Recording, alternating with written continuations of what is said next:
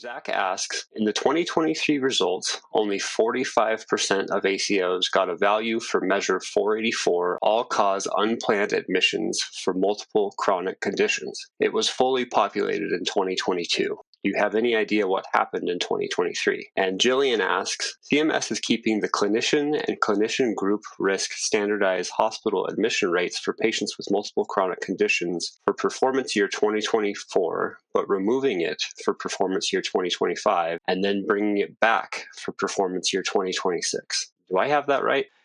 Great questions, Zach and Gillian. I've grouped these questions together because I believe them to be related to the same issue. There's a problem with Measure 484.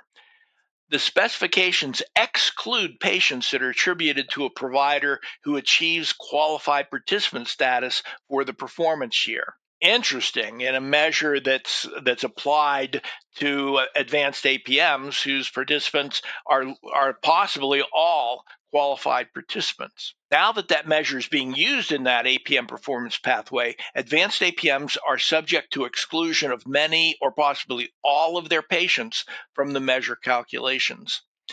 Now, I'm not entirely certain that this is what Zach is observing, but it's certainly possible. You're going to see a lot of noise in the process, particularly as practices move from a one-sided risk model or MIPS APM model to an advanced APM model. When they can't, the participants can't be QPs in the MIPS APM model, and they are likely to be in the advanced APM model, and suddenly lose all of their patient eligibility to be included in the measure. I'm more confident, Gillian, that this is the reason why the measure is gone for 2025, then back again in 2026. Specifically, it's continually present in the APP measure set, always there, never gone. CMS chose not to bring it forward into the APP plus measure set while they decide if its specifications should be changed. They're explicit about this in the 2025 final rule. Now, I think they should change the specifications. The reason they give for having the exclusion to begin with is that QPs do not participate in MIPS. But now that all ACOs are subject to the measure, QP patients should be included in the measurement.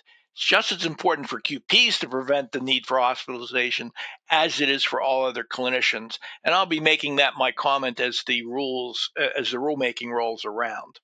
Excluding patients attributed to QPs renders the measure less valid for alternative payment models for those advanced ACOs. Thanks, Zach and Gillian. Great question.